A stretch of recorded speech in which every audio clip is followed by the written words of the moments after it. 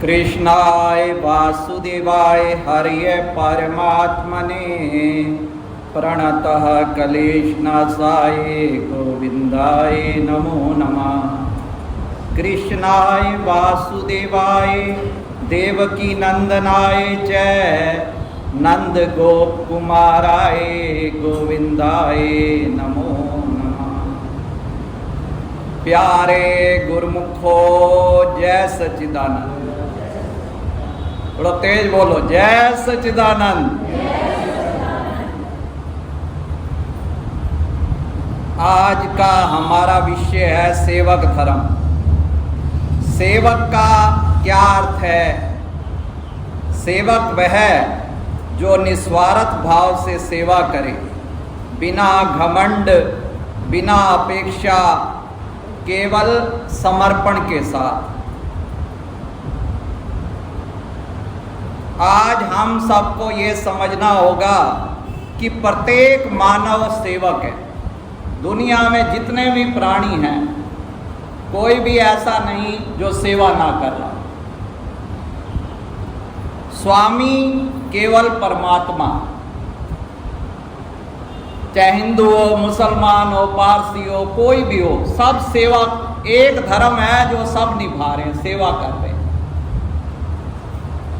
माँ अपने बच्चों की सेवा कर रही है, पिता अपने परिवार की सेवा कर रहे हैं, शिक्षक विद्यादान की सेवा करते हैं, किसान अन्न उगाकर समाज की सेवा करता है, संत महात्मा आत्माओं की सेवा करते हैं, डॉक्टर शरीर की सेवा करता है, और एक गृहिणी वह तो घर का मंदिर चला रही होती है। तो क्या कोई भी ऐसा व्यक्ति नहीं जो सेवा नहीं कर रहा? हर व्यक्ति सेवक है, उसे पता हो या ना पता हो। स्वामी केवल परमात्मा। इंसान दुखी क्यों है? वो स्वामी बनना चाहता है। स्वामी कभी बन नहीं पाएगा, क्योंकि स्वामी है परमात्मा, उनका स्थान कोई ले नहीं सकता। घरों में लड़ाई किस लिए है? पति कहता है पत्नी को मैं कब्जे में ले लूं, मैं स्वामी हूं। पत्नी कहती है मैं बांध लूं इसको, कहीं और के चक्कर में तो नहीं भाग रहा, चल फोन चेक करो। मतलब उनका क्या है? हर व्यक्ति जो राजनेता हैं कहते जरूर हैं हम सेवक हैं, सेवक। सेवक बन जाए तो फिर तो सारा रगड़ा ही खत्म। अंदर लड़ाई क्या है? सत्ता, स्वामित्व प्राप्त हो। तो जब स्वामी बन नहीं सकता और उसके लिए बार बार कोशिश करेगा, तो फिर वही होगा, यतन सब सुख के किए, दुख का किया न कोई। तुलसी ये आश्चर्य है, अधिक अधिक दुख होए। कोई दुखी होना चाहता है, पर अंदर से किसी से पूछो पूर्ण सुखी है कोई? कोई किसी को कमी है, किसी को कोई अभाव है, किसी को पूरा जहान नहीं मिला होगा। अब भाई जी कह तो रही है भाई छुट्टी क्या लें, अब छुट्टी लेके जाएगी कहाँ पे? फंस गई अब तो भैया। अब दरबार में भाई औरों को भी लगाओ, गुरु दरबार की नौकरी लेता कौन है? क्योंकि ज्ञान तो सबको है, भजन तो संसार वाले भी गा रहे हैं, गुरु दरबार की नौकरी। पर गुरु दरबार की नौकरी में कौन आना चाहता है? दुनिया की नौकरी के लिए तरस रहे हैं, एमए पास, छोटी छोटी नौकरियों के लिए। अंदर से जो है भाई, ये जो संसार है, सुनो अभी आपका बाद में आएगा, रुको, धारा प्रवाह खराब हो जाएगा। हम भाई हमें तो कोई कहता है तू दरबार में कैसे आया, हम तो कहते गऊ के पीछे बछड़ा आ गया, हमें तो विरासत में मिला, हमने क्या किया। हमारा तो भाई कोई कहता तुमने दुनिया छोड़ी, हमने कहा हमारे पास था ही क्या जो छोड़े। हम तो बस पीछे आ गए। अब सारा कुछ तो माँ का दारो मदार है, वही संभालेगी। अब जो भी करे, सेवा मांगे, कुछ करे, हमें क्या, हमने तो सत्संग सुनाना, भगवान की महिमा गा देनी है।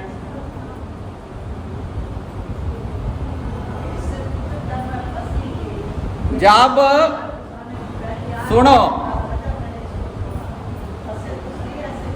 जब हम किसी की सेवा करते हैं तो वास्तव में हम परमात्मा की सेवा कर रहे होते हैं।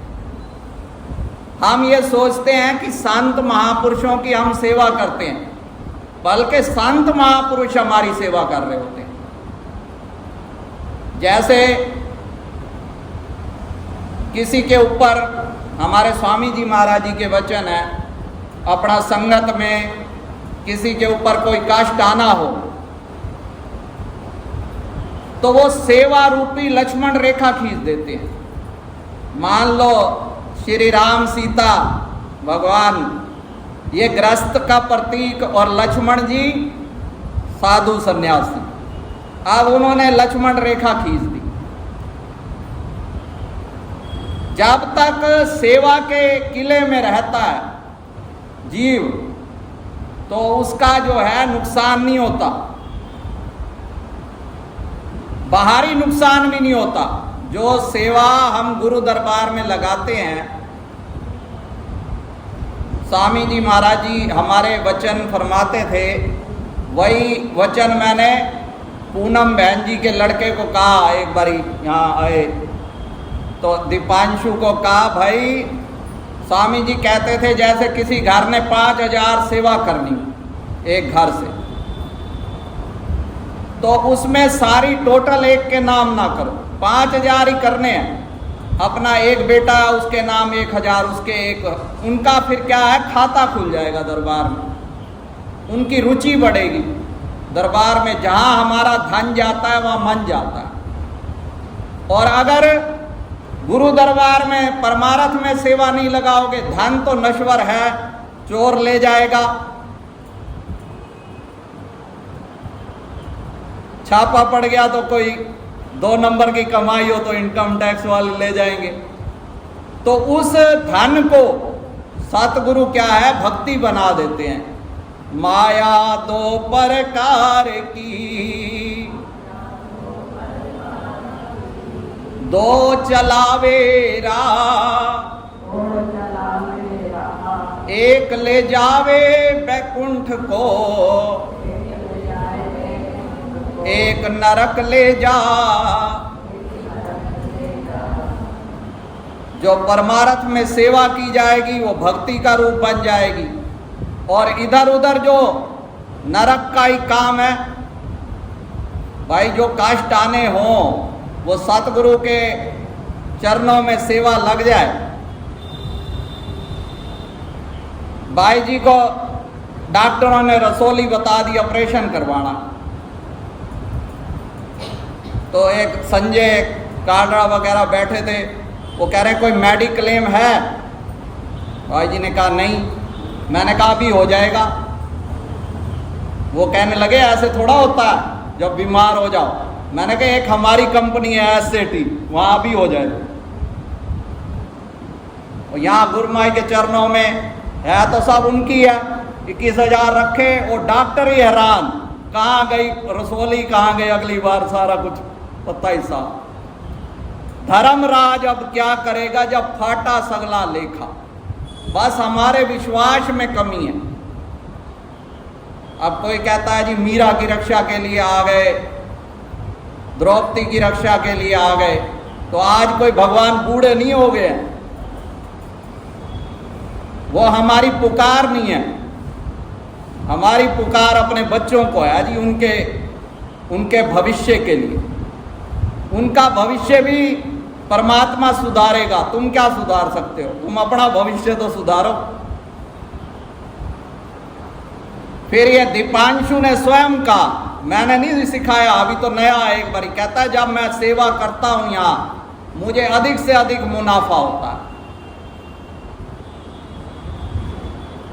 जिसकी वस्तु तिस आगे राखे, जिसकी वस्तु तिस आगे राखे, गुरु की आज्ञा माने माथे, तिन ते चौगुण करे निहाल, कहे नानक प्रभु सदा दयाल।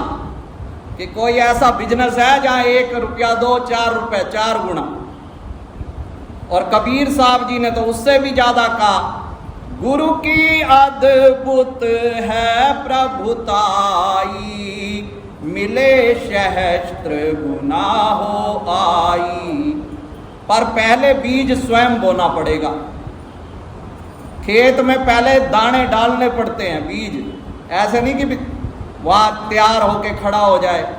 फसल काटने के लिए पहले मेहनत करनी पड़ेगी। तो इसका ये जो सेवा का है, इसमें भाव बदलना। सेवा तो हर मानव कर रहा है। पहले कहा जैसे किसी भूखे को रोटी दी तो समझो भाई भगवान को रोटी दी। घर परिवार में भी जो हम कार्य कर रहे भाई, उनके अंदर भी भगवान का रूप समझ के। बच्चे के अंदर एक व्यक्ति है मोह ममता बढ़ा ले, एक है उसको भगवान का अंश समझ के।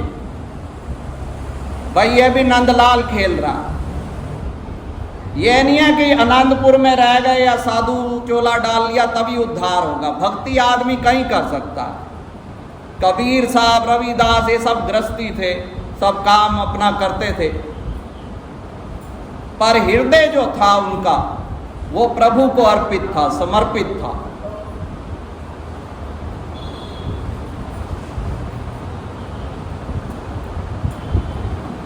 सेवा करने से क्या क्या लाभ होते हैं? एक तो सेवा करने से घमंड दूर होता है, हंगता दूर होती है। हंगता ने ही हमें परमात्मा से दूर किया। जैसे जैसे सेवा करेंगे हृदय साफ होगा, भगवान के सुमिरन में हमारा मन लगे। जिसके प्रति हम कुर्बानी करते हैं उसकी याद आती है। मान लो यहाँ बैठे हैं, बच्चा आया आपसे 100 रुपए का नोट ले गया, भाई 100 रुपए दे, तो साथ में 100 रुपए के साथ मन भी जाएगा। जितना जितना उसको प्रति बच्चों का कोई ध्यान करना पड़ता है, किसी आसन में बैठ के अपने आप उनका ध्यान आता है, क्योंकि उन्होंने लूटा है बहुत। वही अगर हम सेवा श्री गुरु महाराज जी के चरणों में देते हैं तो फिर श्री गुरु महाराज जी का भी ध्यान आएगा। कुर्बानी तो करते हैं हम संसार की तरफ और चाहते हैं कि गुरु महाराज जी की प्रसन्नता मिले। सेवा में भगवान कृष्ण ने एक और बात, हम जो भी कर्म करते हैं यही सोचते हैं ये कर्म करेंगे तो क्या फल मिलेगा। किसको देख के मुस्कुराना है, किसके देख के नहीं मुस्कुराना है। एक मुस्कुराहट में भी उसको ऐसा लगता है कि क्यों मुस्कुराऊं, इसमें भी कोई मेरा स्वार्थ सिद्ध होवे, किसी से बात करूं तो क्यों करूं। और आगे आगे जमाना और ज्यादा स्वार्थ में होता जा रहा है। जब सेवा भाव आ जाएगा तब हमारे को घर में भी प्रतिफल, भाई जब मेरे को होगा कुछ देने का भाव है, कुछ लेने का नहीं, तो वहां हमसे अपने आप ही शांति रहेगी। अभी क्या है, दूसरे से सुख लूट लूं अधिक से अधिक, पर ये सपना ही रह जाएगा धरती पे। यहाँ पर कोई भी अपना, एक दिन सब पता चलेगा, सब अपने स्वार्थ के लिए रो रहे हैं। जब तक कोई मेरे को सुख दे सकता है तब तक तो मेरा अपना है। धन यौवन चंचलता बनी हुई है शरीर में, तब तो मेरे साथी हैं।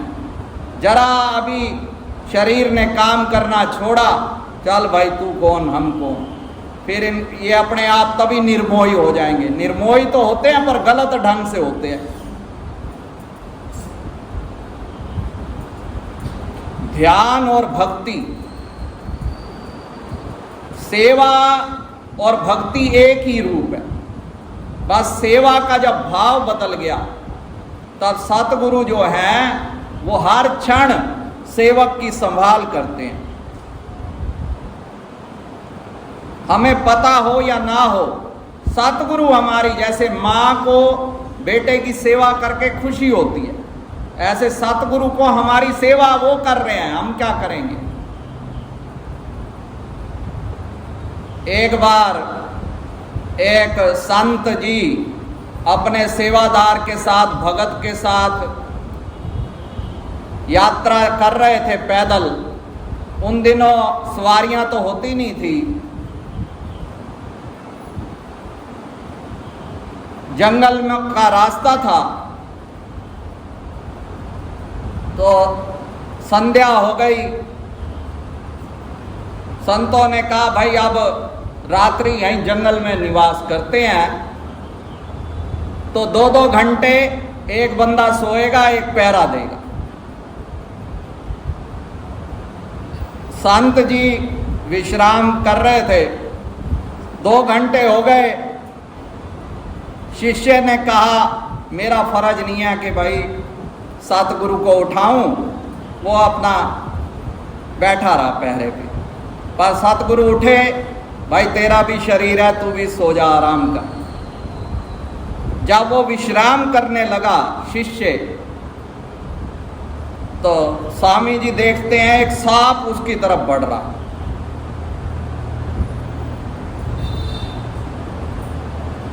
तो महापुरुषों ने सांप से कहा भाई क्यों, कहाँ जा रहा है। कह रहा आपके शिष्य को काटूंगा। उन्होंने कहा क्यों काटेगा, हम बैठे हैं पहरे पे। कहने लगा ये तो कई जन्मों का हिसाब किताब चल रहा है। एक जन्म में मैं नाग बनता हूं, मैं काटता हूं, इसके गर्दन का खून पीता हूं। एक जन्म में ये नाग बनता है, फिर ये खून पीता है। तो संतों ने कहा भाई तूने इसका खून ही पीना है ना। उसने कहा हाँ जी। उसने कहा खून हम तेरे को दे देते हैं गर्दन से निकाल के। और संतों ने क्या किया, अपना जो झोला था उनका, उसमें से एक छुरा निकाला और छाती पे चढ़ के शिष्य की बैठ गए। शिष्य ने एकदम देखा, जैसे देखा मेरे सतगुरु विराजमान है छाती पे, तो उसने फिर आंखें मूंद ली।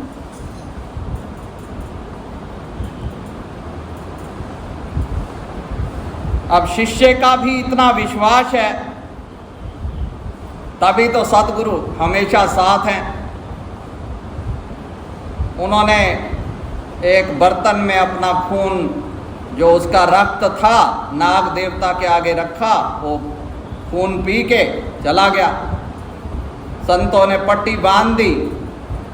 सुबह जब चलने लगे तो शिष्य अपना चले जा रहा है, कोई बात नहीं। अब स्वामी जी ने कहा बेटा भाई हम तेरी छाती पे रात पे सवार थे, तुझ पे वार कर रहे थे, तो तूने हमें रोका क्यों नहीं। उन्होंने कहा महाराज जी एक बार तो मैं उठा था, पर जब देखा कि मेरे सतगुरु, तो मैंने कहा ये वार नहीं, ये तो प्यार कर रहे हैं, इसमें भी कोई प्यार होगा, मेरा हित होगा। तो संतों ने बताया भाई कई जन्मों का ऐसे आगे चलता रहता, अब तेरा लेखा जोखा सब समाप्त हो गया। तो वो चरणों में गिर पड़ा। उसने कहा महाराज मैं तो पहले ही जानता हूं कि आप मेरे हितकारी हो।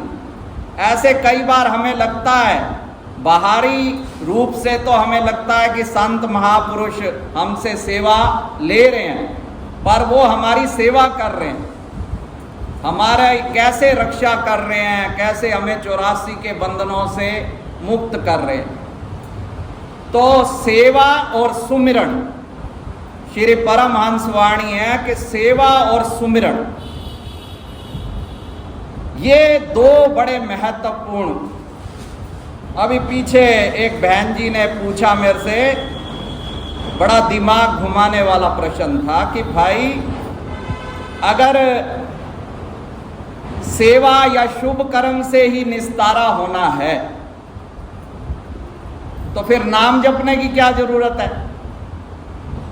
और सारे महापुरुष कहते हैं कि नाम जाप करने से ही निस्तारा होगा, तो फिर सेवा करने की क्या जरूरत है? तो मैंने निवेदन किया, ये सारा समाधान तो हमें श्री गुरु महाराज जी ने हमारे ग्रंथ पढ़ो, वो तो पढ़ते नहीं है। उस तरफ रुचि लें, हर प्रश्न का जवाब दे रखा कि जैसे पक्षी दो पंखों से उड़ता है, एक पंख से उड़ जाएगा, एक पंख से काट दो तो पक्षी उड़ सकता है। तो ऐसे ये सेवा और सुमिरन, सेवा करेंगे तो हमारा जैसे पहले का मन सुमिरन से जुड़ेगा, सुमिरन करेंगे तो हमें अहंकार नहीं होगा, क्योंकि शुभ कर्म करते ही हमें अहंकार हो जाता है। थोड़ा सा कर्म करता है आदमी तो उसको पहले तो कोई इच्छाएं, भाई मैंने इतना जाप करता हूं, ये मेरा काम नहीं हुआ, वो काम नहीं हुआ। अभी कल वो प्रेमानंद जी महाराज जी का एक वीडियो देख रहे थे, एक प्रेमी बैठा, वो अपने ऊपर ही व्यंग कर रहा था। कहता महाराज जी आपका दिया हुआ जो नाम है ना, मैं 1.5 घंटा जाप करता हूं, मेरी एक प्रबल इच्छा है। महाराज जी ने पूछा क्या इच्छा है? कहता है महाराज मैं एक दिव्य लोक का चक्रवर्ती सम्राट बन जाऊं और मेरी हजारों लाखों है ना स्त्रियां बड़ा मेरी रानियां हों। अब महाराज जी ऐसे हंसे, उनकी हंसी भी ऐसी है बालकों की तरह, बड़े निर्मल हृदय हैं। मेरे को तो कभी भी कोई भी जैसे मन में वो बात हो, उनका बड़ा प्रेरणा देता है। उनके वचन ऐसे हैं, और भी महापुरुष करते हैं, पर इनकी वाणी में जरा ज्यादा ही एकदम हृदय पे चोट लगती है। तो महाराज जी ने कहा भाई हजारों या लाखों एक बता। उसने कहा हजारों है, लाखों नहीं मिल सकती तो हजारों ही दे दो, काम चला लूंगा। तो महाराज जी ने कहा भाई चल किसी तरह तू हमारे प्रभु से तो जुड़ा, इच्छा से ही जुड़ा, भाई चलो 1 से 4 रुपए बढ़ाऊं।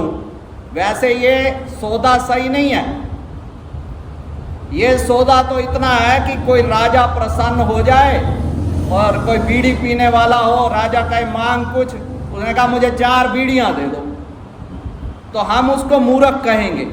ऐसे ही जो भगवान से भगवान को नहीं मांगता, क्योंकि ये आवागमन का चक्र, चाहे कितना पैसा मिल जाए, फिर आवागमन का चक्र, वो तो हमें अगर प्रभु मिल जाएंगे, मायापति मिल जाएंगे तो माया तो अपने आप मिल जाएगी, कोई कमी नहीं रहेगी। तो इसलिए कहते हैं कि बिन तुद होर जे मंगना, सिर दुखां दे दुख, दे नाम संतोखिया, उतरे मन दी भूख। भूख क्या है? हमारे दरबार के आदरणीय श्रीमान जी से एक बार किसी ने सवाल किया कि आपके दरबार में भूखे गरीबों के लिए कुछ किया जाता है?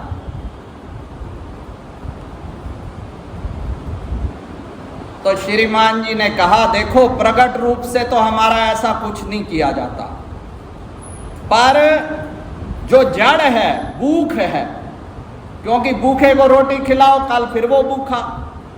हमारे यहाँ जो हवस है भूख, उसको ही मिटा दिया जाता है। जब नाम दिया जाता है उसकी भूख मिट जाती है। जो ये वाणी में कहा गया भाई उतरे मन दी भूख, ये भूख तब उतरेगी जब हमें नाम का नशा चढ़ेगा।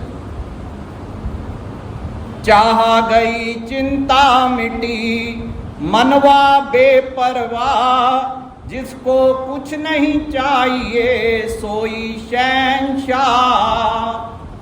के सतगुरु के दरबार से अगर कुछ मांगना है तो सतगुरु को मांग, बाकी सारी मांग पूरी हो जाएगी। बाकी जो हमारे प्रारब्ध में लिखा होगा वो तो हमें प्राप्त होगा ही होगा।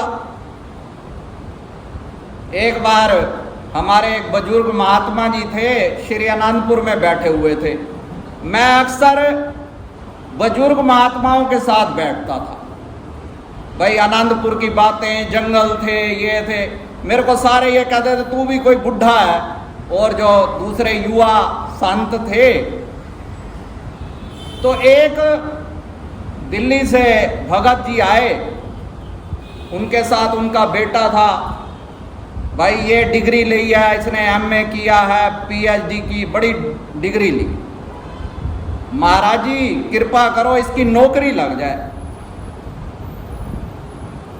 तो वो महाराज जी जो थे उन्होंने एकदम कहा तू तो बड़ा मूर्ख है। वो बड़ा अटपटा हो गया, भाई वैसे तो कभी ऐसी बात नहीं करते।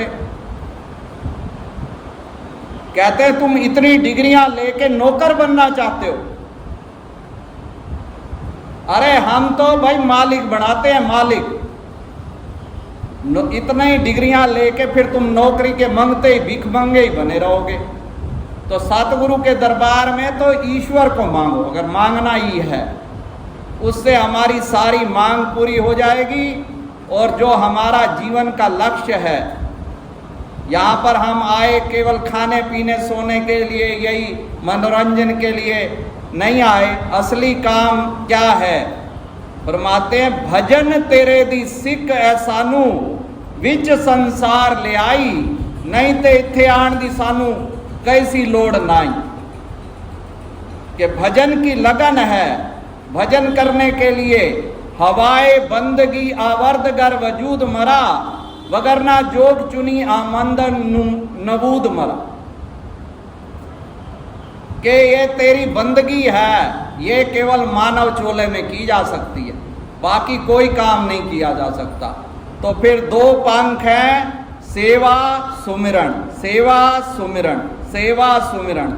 अगर ये हम करते जाएंगे तो हम भव सागर से पार हो जाएंगे, लोक सुखी हो जाएगा और परलोक स्वेला हो जाएगा।